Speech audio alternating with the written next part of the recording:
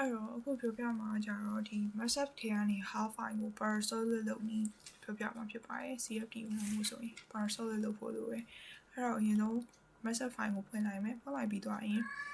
surface ကိုအရင်ဆုံး login လုပ်မယ် select all လုပ်ပြီးတော့ okay ပေးလိုက်မယ်အဲ့ဆိုရင် surface က login ဖြစ်သွားပြီအဲ့ဒါပြီးသွားရင် file ကို export လုပ်မယ် file ကို export လုပ်တဲ့ထဲမှာကိုကစင်မြေရဲ့ file type ကိုယူလို့ရတယ်ဒီစက်ထားမှုရင် Reno file ကိုတွားလို့ရတယ်အဲ့တော့ file နာမည်ပေးလိုက်မယ်72 meter ဆိုပြီးတော့ပေးလိုက်မယ်အဲ့ဒါပြီး save okay ပြီးရင်ဘာလို့တွားမလဲဆိုရင် speak link နဲ့တွားမယ်အဲ့တော့ speak link asset ထဲမှာဆိုရင်ဒီဟာက solid ဖြစ်အောင်ဟာကိုပေးဖို့အတွက်ဘယ်ဟာကိုပေးဖို့အတွက်အသုံးပြုမှာဖြစ်တယ်အဲ့တော့ open လုပ်မယ် open မှာကိုကဒီမှာကိုစီထားတဲ့ file က Reno file ဆိုတော့ဒီကောင်ကိုလိုက်ရှာလိုက်မယ်အဲ့တော့ဒီနာမလေးဆိုဒီမှာဒီစချေမှာတော့မယ်ဒီမှာ72 meter ဟောက်ကြပြီအဲ့တော့ import လုပ်လိုက်မယ်ခဏစောင့်မယ်အဲ့ရလာပြီရလာရင်ဟာက geometry မှာခုနက offset တွေပါရ dotted line တွေကိုတစ်ချက်တော့ဖြောင်းမှရမယ်တော့ဒါကိုစီနဲ့ဖြောင်းမယ် okay အဲ့တော့ရေဆုံး structure ကိုကြည့်ပြီးတော့ဒီကောင်ကိုဒီကောင်ပေးလိုက်မယ် okay အဲ့တော့ဒါရေဆုံးဖြောင်းရမယ်ဒါကိုဒီမှာ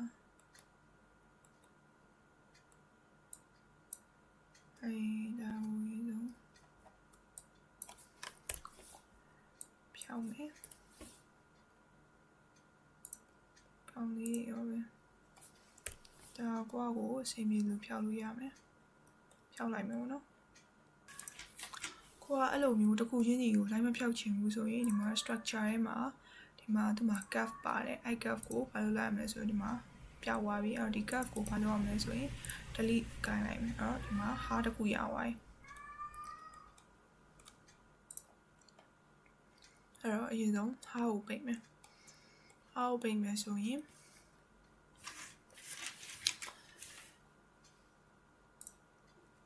command တွေက blend ဆိုတဲ့ command ကိုတစ်ချက်ယူမယ်ယူပြီးသွားရင်ဒီမှာအရင်ဆုံး surface ကိုယူမယ်ပေါ့နော်ဒီနှစ်ခုကို select ပြီးတော့ဒီခါချစ်ပြီးဒီဘက် beer hard ရဲ့ good surface ကိုအဲ့မှာပြီးရင် select ခိုင်လိုက်ပေးရမယ်ခိုင်လိုက်ပြီးမှဒီ hard နှစ်ခုခြားတွေကခိုးရပါမဖြစ်မှာဖြစ်တယ်အဲ့တော့ဒီမှာနောက်တစ်ခုလာမယ်ဒီဟာခိုင်လိုက်ပြီးမယ်ခိုင်လိုက်ကိုဒီကောင်ကိုပေးလိုက်မယ် okay အဲ့ပြီးသွားရင်ဒီမှာဒီကောင်ရဲ့ channel ခိုင်လိုက်ကဒီကောင်ကိုပေးလိုက်မယ်ပြီးဒီပေါ်ကျန်တယ်ဒီပေါ်လဲလို့ပဲပိတ်မယ်ခိုင်လိုင်းကိုဒီကောင်ကိုပေးလိုက်မယ် okay ပြီးတော့ဒီမှာချာကောင်းလိုက်တယ်လို့ပဲကိုစလမ်းမှာခိုင်လိုင်းပေးကြမရှိတော့ဒီတိုင်းထားလိုက်မယ်အဲ့ပြီးသွားရင်ဒီမှာဒီဟာနဲ့ဒါရှိမယ်အဲ့တော့ခိုင်လိုင်းပေးမယ်ခိုင်လိုင်းကဒီကောင်ကိုပေးလိုက်မယ် okay အဲ့တော့ဒီနောက်ကဟာက in မှာဒါနဲ့ဒါနဲ့ချက်မယ်အဲ့တော့ဒီကောင်ကို guideline ပေးလိုက်မယ်အဲ့တော့ဘာကျန်လဲဆိုတော့ tag ကိုပိတ်ဖို့ပဲကျန်တော့တယ်အဲ့တော့ tag ကိုပိတ်မယ်ဆိုရင်ဒီကောင်ပေးမယ်ဒီကောင်ပေးမယ်အဲ့တော့ guideline ကအဲ့ဒါကိုပေးမယ်ဆိုရင်solid ကအောက်ပိုင်းမှာဖြစ်သွားတယ်အပေါ်ပိုင်းမှာမဖြစ်ဘူးအဲ့တော့ဒီမှာဘာလုပ်အောင်လဲဆိုရင်ဒီလိုမျိုး case တွေတွေ့မယ်ဆိုရင် cutting plane ခံပြီးတော့လုံးမရမယ်အဲ့တော့အရင်ဆုံးဒီကောင်ခဏပြင်ပြီးတော့ဖြတ်မယ်နော်ဖြတ်ပြီးသွားရင်ဘာလုပ်အောင်လဲဆိုရင်ဒီမှာ plane တစ်ခုကိုရွှေ့လိုက်မယ် plane ကိုဒီ plane မှာထားလိုက်မယ်ဒီမှာလည်းဒီတိုင်းပဲဒီမှာထားလိုက်မယ် plane တစ်ခုထားလိုက်မယ်ရမယ်နော်plane တစ်ခုထားပြီးသွားပြီဆိုရင်ပြန်ပြီးတော့ဒီမှာပေးကြည့်မယ်ဟောဒီဆုံး plane ကို cut လုပ်ဖို့လိုရယ် split လုပ်ဖို့လိုရယ်အဲ့တော့ဒီကောင်နဲ့ယူပြီးတော့လွှာယူပြီးတော့ဒီမှာဖြတ်မယ်ဒီဘက် channel item ဒီမှာ split ဖြစ်သွားပြီဒီနှစ်ခုကဒီဘက် channel ဒီကောင်ရဲ့ယူမယ်ပြီးဒီကောင်ရဲ့ ဒီကောင်ကိုယူမယ်ပြီးဒီကောင်ကိုယူမယ်အမှဒီမှာဖြတ်သွားတဲ့အရာလေးတွေ့ပြီโอเคအဲ့ဒါပြီးသွားပြီဆိုရင်ခုနအတိုင်းပြန်လာခဲ့မယ်ခုနအတိုင်းဆိုရင်ဒီမှာ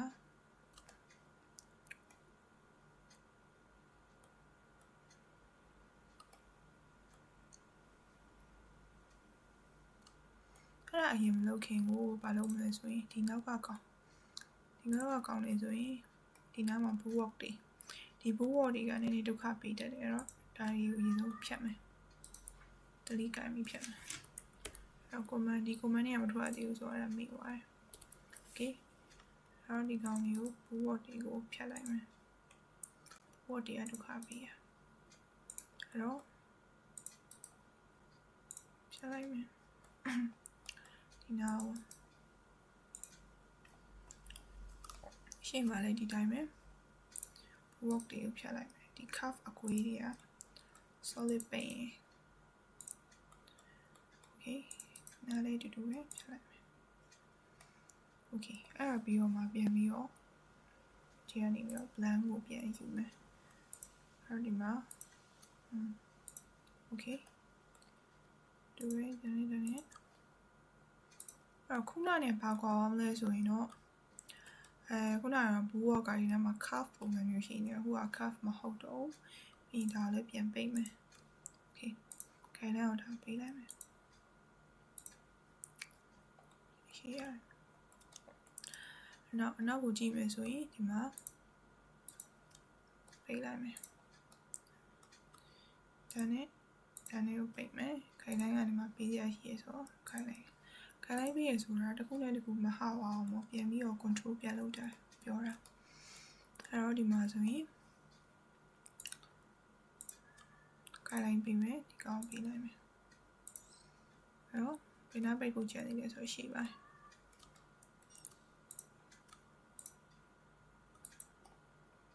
အဲ့တော့ဒီမှာခိုင်လိုက်ပြီးမယ်အဲ့ဆိုရင်အလဲကိုပိတ်လို့ရပြီခုနအလဲကိုချင်းတန်းပိတ်လို့မရတာဒီနာနဲ့ဒီနာကို control ပြန်ယူအောင်လို့ဒါမို့အဲ့တော့ဒီမှာရပြီသင်လို့ရပြီပြီးမှကိုင်လိုက်ပြီးမှဆိုရင်ဒီဘက်ကိုပြီးနောက်ထပ်ဒီဘက်ကိုကိုင်လိုက်ပြီးမယ်အဲ့တော့ structure ကိုတစ်ချက်ပြန်စစ်မယ်အဲ့တော့ဒီမှာ solid ဖြစ်သွားပြီအဲ့တော့ဒီ plane နေရာမလို့တော့ဆိုတော့ဖြတ်လိုက်မယ်okay အဲ့တော့ parasolic လိုချင်တဲ့ parasolic file ရသွားပြီဖြစ်တယ်အဲ့ solid ရသွားပြီဆိုတော့တစ်ချက်ပြန်ပြီးတော့ detail ပြန် check မယ်ပေါ့နော်အဲ့တော့ repair ထဲမှာ strict ပြလိုက်ကြည့်လိုက်မဖြစ်ဘူး cap ရှိလားမရှိဘူး business face ရှိလားဆိုမရှိဘူးနောက်တစ်ခုပြစစ် split a ရှိလားဆိုတော့အဲ့တော့ဒီကောင်လေးကို repair ပြန်ပြီးတော့လုပ်ပြီးချင်းဒီမှာတော့ auto repair လုပ်သွားလိမ့်မယ်okay no machine ပြီးသွားပြီမှာကြည့်လိုက် no areas start each ဒီလိုဒါလေးကိုရပြီဒီမှာ start ပုံရပါဒါပြန်ပြီးတော့ချောကိုင်းတာ duplicate no မရှိ